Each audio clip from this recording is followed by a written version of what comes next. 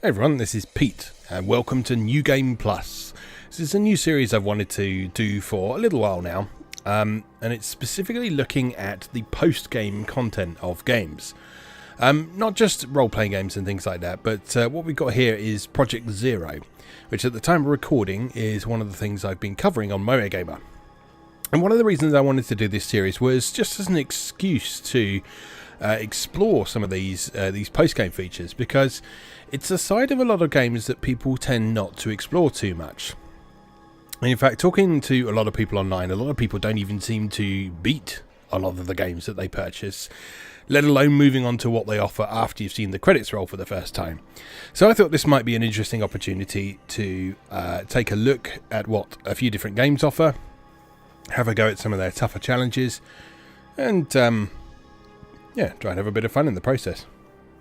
So, when you beat Project Zero, you get an end sequence, you save your clear data, and then when you load that clear data, instead of just going straight into the game, you get this menu instead. So you can go back and replay story mode, and as you replay that, you can pick the chapters to start from rather than having to go from the beginning every time. Although I think if we take a look in here, yeah, we can't actually access the the chapter and difficulty settings at the moment, presumably because we haven't started a new run through yet. We can change protagonist Miku's costume though. You unlock the special one costume when you beat the game for the first time, and that's sort of a variation on her standard costume with some slightly different colouring and so on. So we'll keep her in that for the minute. I don't want to jump right into story mode though, because one of the interesting parts of Project Zero's post-game here is this battle mode here, where it's kind of divorced of the main story mode, and instead you are presented with preset encounters with the ghosts that appear throughout the game within a very limited environment with limited resources and so on, and you have to defeat them as efficiently as possible. Now, getting a good rank in these is not necessarily just a case of beating them as quickly as possible. The main thing you're graded on is the highest score you get with a single shot. And so that means, yes, you've got to win the battle and so on, but you actually have to make an effort to use the various special techniques in the game to get that perfect shot. Which I think is quite an interesting way of doing things, and I'm not convinced I'm going to be any good at it, but we'll give it a go. So camera setting here, this is the state that Miku is in at the end of the game. So I've got this ammunition on hand. A lot of the battle mode scenarios, they give you a preset type and amount of film to use, so that doesn't matter too much for what we're doing here. What does matter is the upgrades that we've applied to the camera, which they're all at max level at the moment, which is great. The bonus functions I've only unlocked one of, which is C, which allows you to use one of the spirit stones, which are the red things up at the top of the screen, and you can use those to make ghosts a bit more visible for a short period. And that can be quite useful with ones that keep disappearing. There's some other ones. You can paralyze them. Search allows you to sort of lock onto a ghost and automatically follow them around, which is obviously quite a useful thing. Slow, it's pretty self-explanatory. And pressure pushes ghosts back, so that's quite useful if you're dealing with a very aggressive ghost. So, special functions. These are things that you unlock by meeting various conditions in the game. So beating the story unlocks this zoom mode here, but you need 80,000 points to be able to actually activate it in the first place.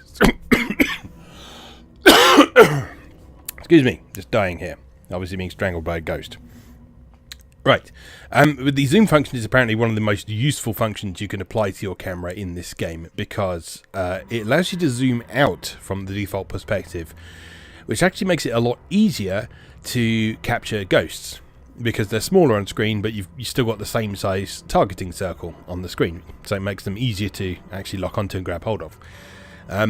Bit of a moot point at the moment, because you need 80,000 points, and I currently have 6,307. But hopefully a bit of playing in the battle mode will rectify that situation. So, let's have a go. So mission number 1, I've already tried. My best time, 35 seconds. Best shot, 1,619 points. That only got me a C rank. So, let's see if we can do any better.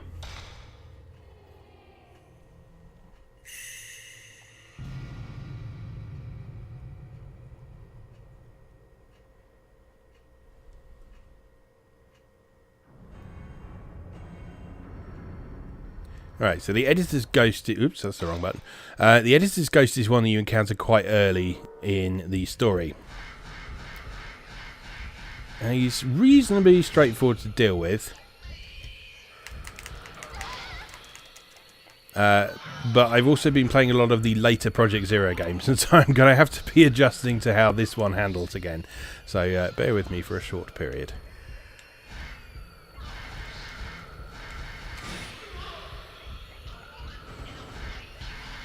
Now, most of the Project Zero games, what you want to try and do is charge up your power fully, which is those Japanese characters at the bottom of the screen, and then wait for a ghost to start attacking you. So you can see that the yellow circle, the circle on the screen is where you aim, and you get the ghost inside that to capture them. The best shots are when you've fully charged your spirit power by aiming at the ghost for a short period, and while they're attacking. So when that happens, the targeting circle will go orange rather than blue, because it's normally blue when it's locked onto a ghost. If you fire at that point, under those perfect conditions, that is a 0 shot, and that can often be combined with a few other techniques to get additional points. So we'll try that again, see if we can do a bit better. So while he's at a distance, we want to try and charge up as much of that energy as we can. So you see, we did loads of damage there, and that was a 0 shot, so that's good. But we didn't get any other modifiers on that, unfortunately.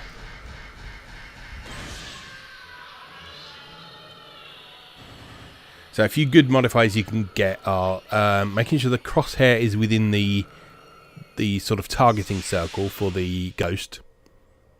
That's a core shot. Ooh, 5,499 points. So that's much better. What rank is that, though? It's still a C rank. Oh, that was our total score, that's why. But our best shot was 2,366 points. So that's better, but it's not a high rank. We'll have one more go at this, and then we'll move on to the next one.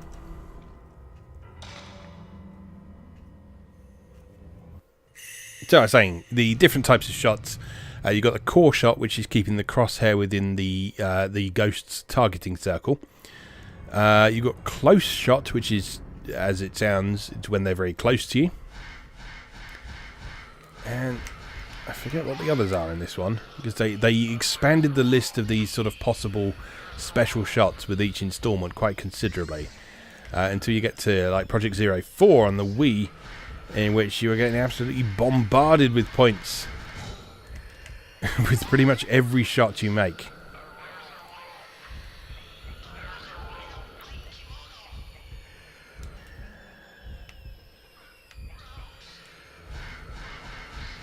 This is another good attempt. That was 1,610. Not awful, not great either.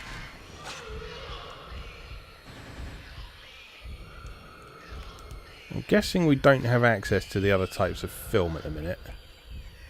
Let me just pull up the menu and take a look, actually. No, we've only got Type 14 film there. So that's... So we can't just use one of the more powerful types of film to score more points. Because the more powerful types of film, they do more damage at once, and thus that scores more points. That's not something we can do. And that's a pattern for most of battle mode, I think, is it sort of gives you set conditions in which to fight the ghosts. That cause you to have to think a bit.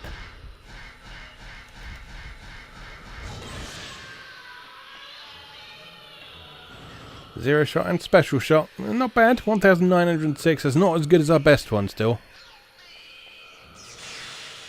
But we can clear that one pretty easily, so that's alright. Right, let's continue. Let's have a go at this next one.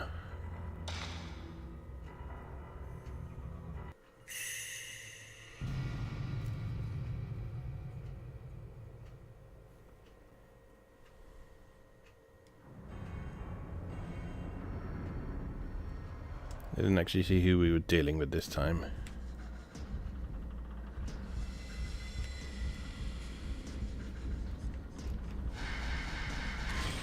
Yeah, it's Broken Neck. Oh, God. Oh, dear. This is not going well, is it? Yeah, this goes to real pain in the main story. Well, that was a good hit. Only 610 points for that. Ouch. Oh dear. Failed. Yeah, Broken Neck is a real pain in the main story because, as you probably saw during the beginning of that mission, you can only lock onto her when she's facing you. I guess that's the right word. When you can see her face.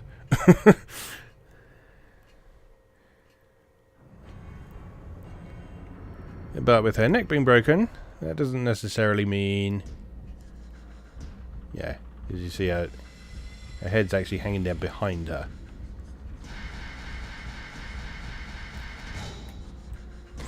That was good. 690. Wasn't great. We can do better than that. That's got to be a good one. Come on. Ooh, 1,972. That's not bad at all.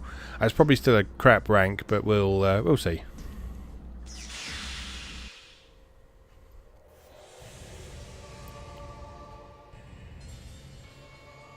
Okay. Yeah, still a C rank. I believe you get something if you clear all of these missions, and then you get something if you S rank all of the missions as well, I think. So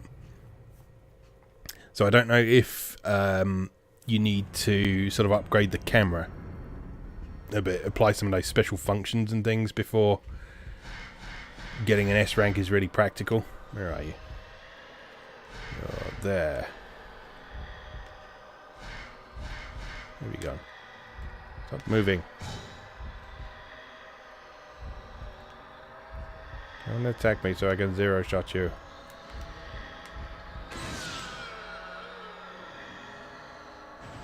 Yeah, it's alright.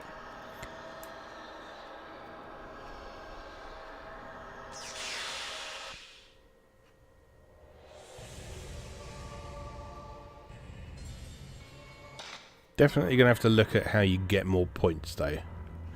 Alright, mission 4.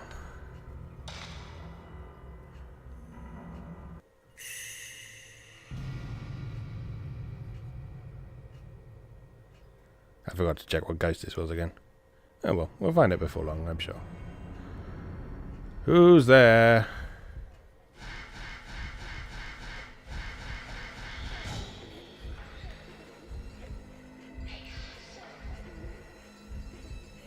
Oh!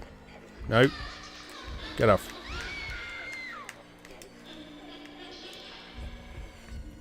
Really missing the evade function from the later games. Gotcha.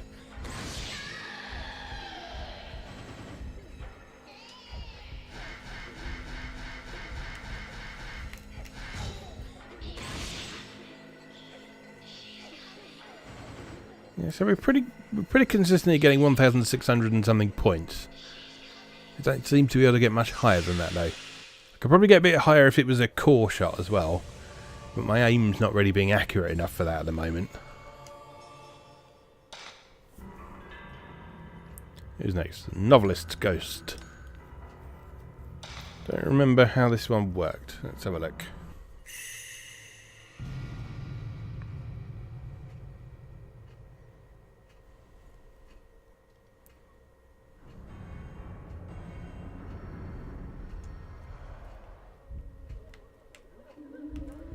Oh god, no, this guy was nasty. Ouch. Yeah, if I remember correctly, this, you come across this guy at the end of one of the chapters. You go into this sort of spooky old shrine type place, and there seems to be nothing going on, but your little glowy ghost light is reacting to something. Oh, God, you got to be really quick off the mark with the fire button on him. No, death. Yeah, and you go into this creepy old shrine, and your ghost filament is responding to something, but you're not sure what until you look up, and then this ghost sort of comes down and gets you. It's a wonderful moment.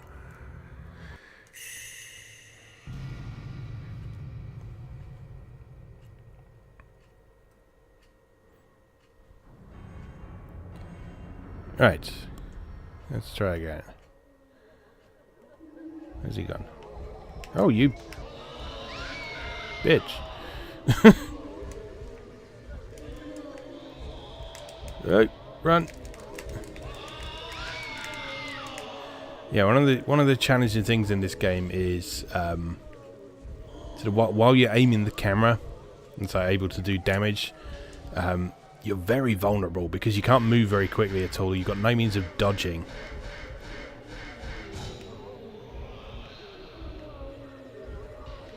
Right, be ready for him. Be ready for him.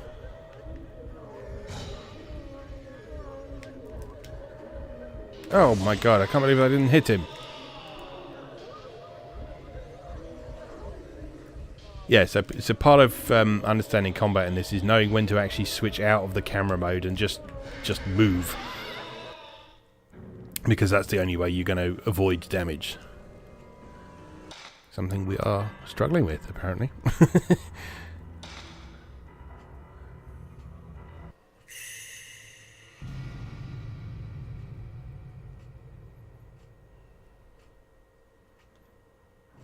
Right, we got this. Come on.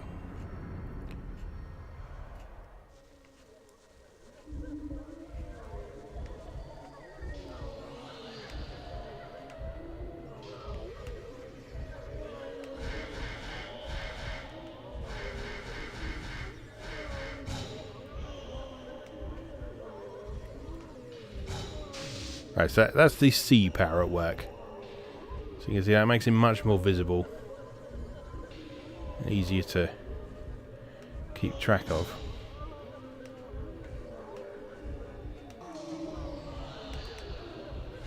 But in these scenarios, it limits the number of spirit stones you have in possession to just the one, so you can just do that once.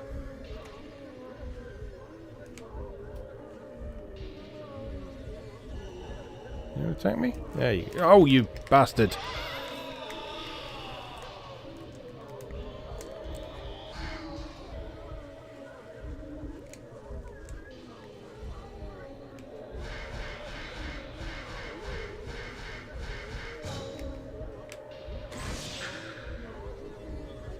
The other thing with the attacking the ghost when the targeting circle is orange thing is that it interrupts their attack and knocks them back.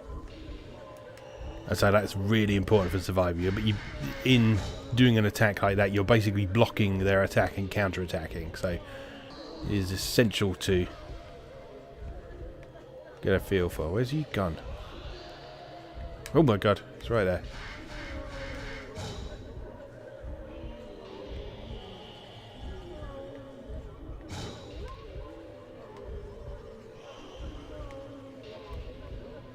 I'm just going to blast away at him a bit.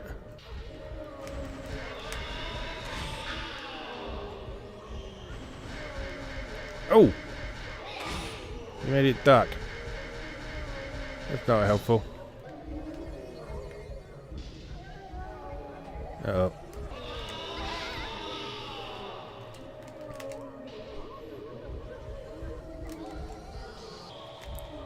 Missed. But he missed as well, so that's okay.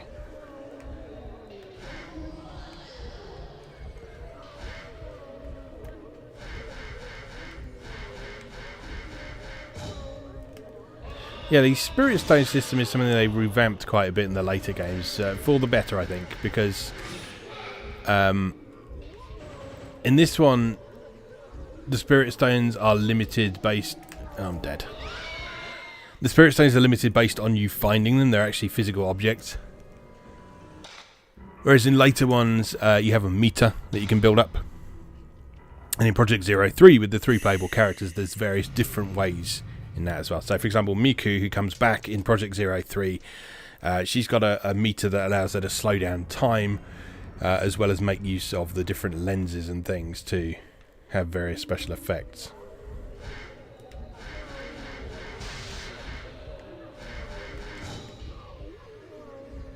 Uh-oh. This guy's tough. I mean, I guess he's like the first main boss in the game after all, so that makes sense, I guess. And it is a little while since I last fought him, so... Oh my god.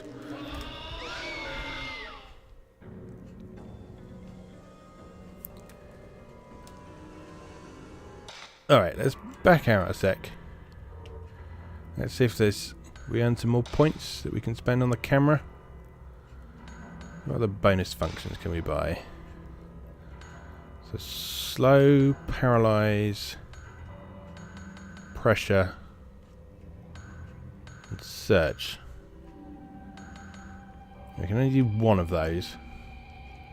C isn't super useful because it's not that hard to keep track of him. Slow might be handy. Let's unlock that.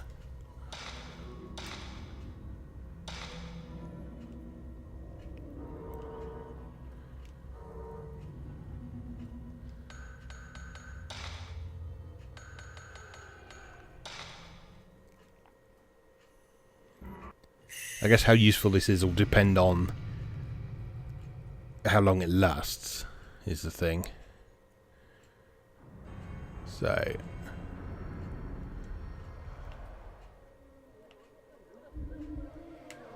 He's gone already. Where is he? There. Have some slow.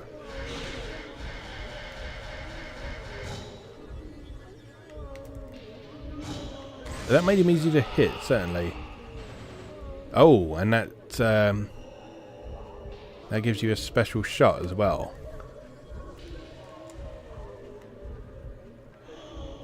So getting a hit on him while he's slowed is going to be worth some additional points.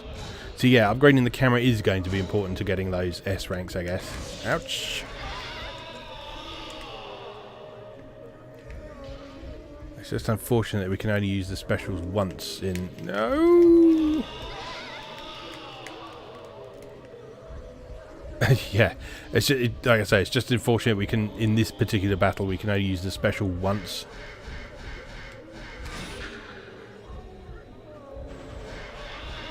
We've really got to make the most of that hit.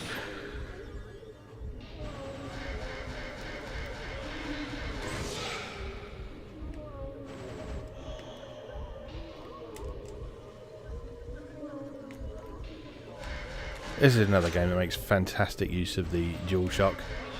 So all the time this battle's going on, the DualShock is throbbing with Miku's heartbeat. Oh, we beat him. Excellent. Probably not a great score, but we beat him. And that is the important thing. But yeah, fantastic use of DualShock in this. So you can feel your character's heartbeat kind of throbbing as you're playing. In fact, if I remember correctly, that was actually a marketing point on the on the back of the box. Yeah, here we are. Feel your character's heartbeat through the vibration of the analog controller. DualShock registered trademark 2. Alright. Let's do a few more of these. Long hair woman. Bring it on.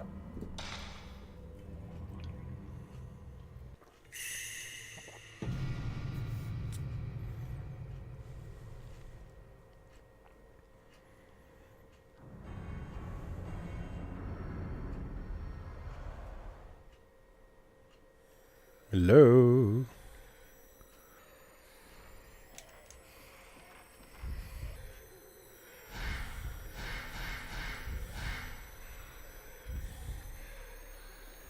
Where have you gone? You're right for slowing if ever I saw one.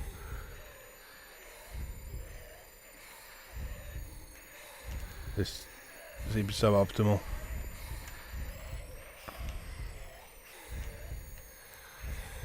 Oh, I've missed. That's the only trouble with the like the bonus functions and the special functions. You can actually miss with them. You have to aim them like a normal shot. And if you miss, it is wasted. Ouch, get off.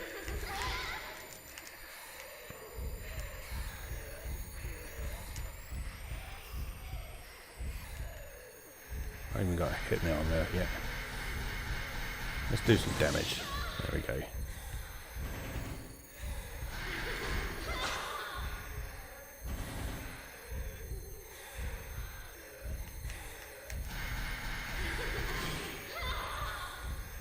Yeah, this is not optimal fighting technique, but you know, I'm just going for survival at the minute. We can always try again later for better scores.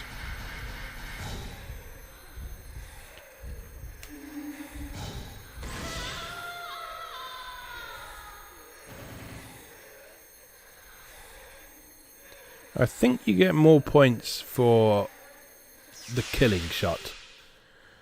So I guess what you want to try and do is make your best shot be the same shot that kills them. Maybe? Oh well. Like I say, let's go for survival for the minute and we'll continue from there. I forgot to look at what ghost this was again.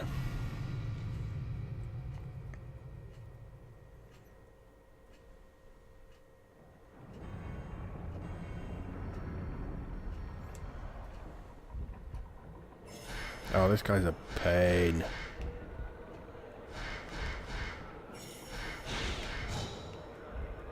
I've slowed him though. Where's he gone?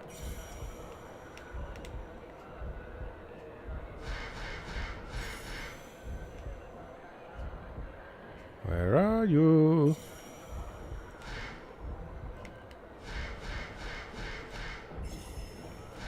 Oh, I hate you so much.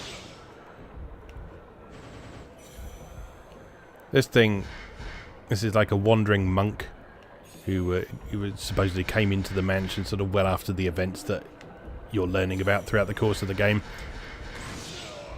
And he supposedly came in to try and exorcise the place. Oh, pain. But yeah, I mean, he failed. Because now he's a ghost.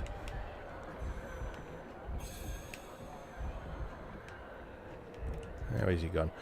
Yeah, the difficulty with fighting this guy is he's, as you can see, he's a bit of a teleporter.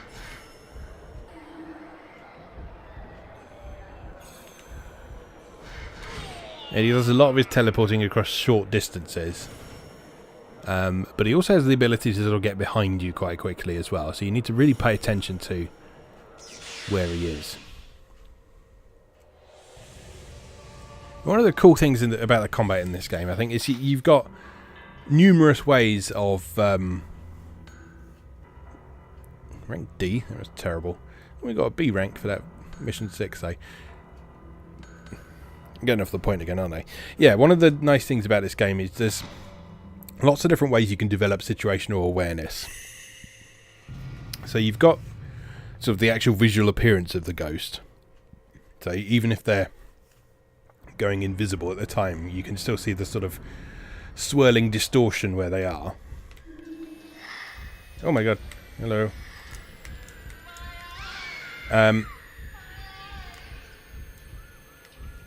Oh, I don't like this one. Let's slow you.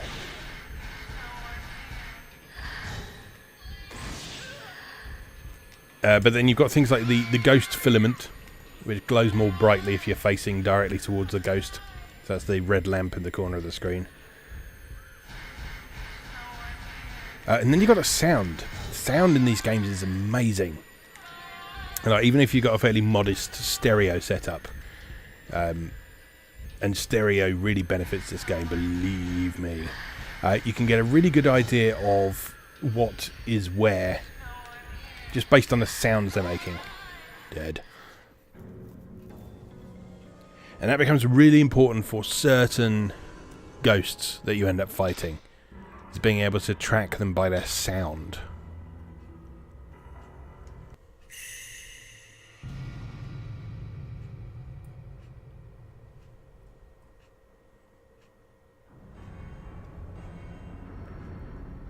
Right, come on, horrible evil lady. Where have you gone?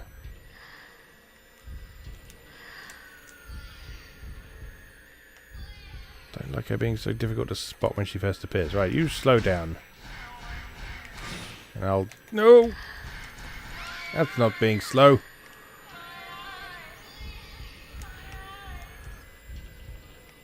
I think I might have to be a bit closer to get the slow to work, actually. I think I'm still missing. Oh, she's the blind one. So...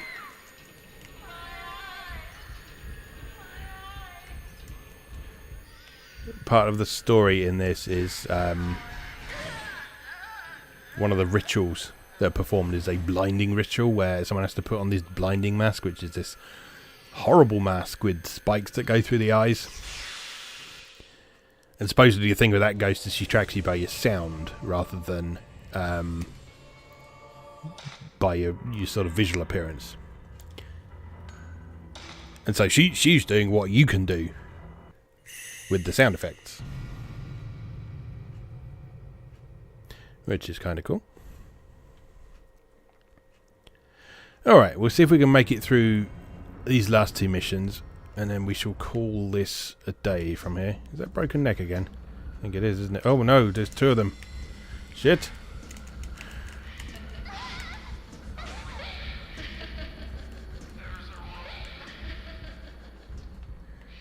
Now this is unusual because there aren't very many situations in the main game where you face off with more than one ghost at once.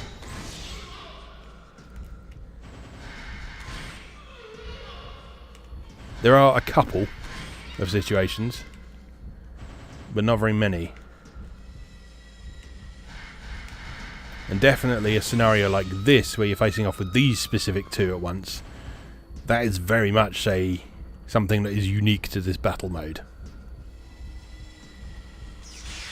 Oh, I got him as well.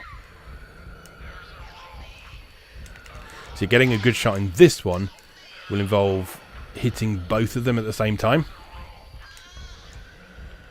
because you get bonuses for like double and triple shots. So although there aren't many situations in the game where you will be fighting multiple ghosts at once, you still get bonuses for actually hitting multiple at once.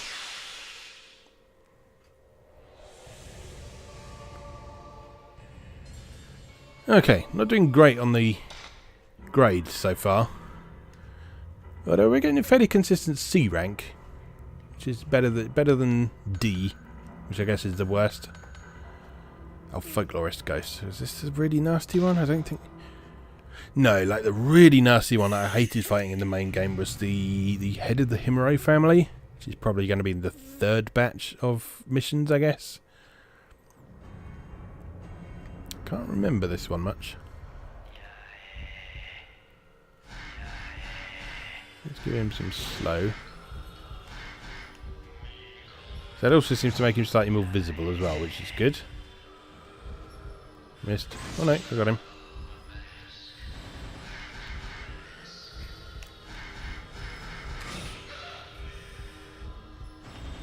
Ouch.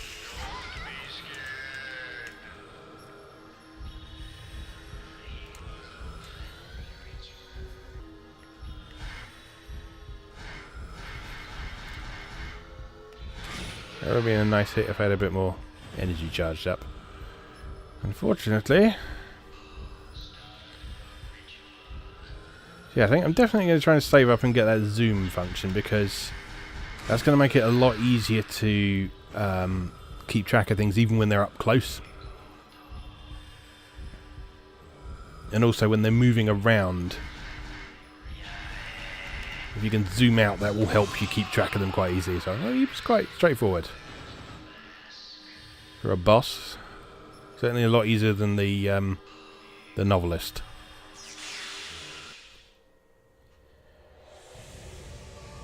Okay, so let's call that a day for there. We've done 10 of the missions in the battle mode for Project Zero here. We'll continue with this next time. We've got another set of 5 missions unlocked there.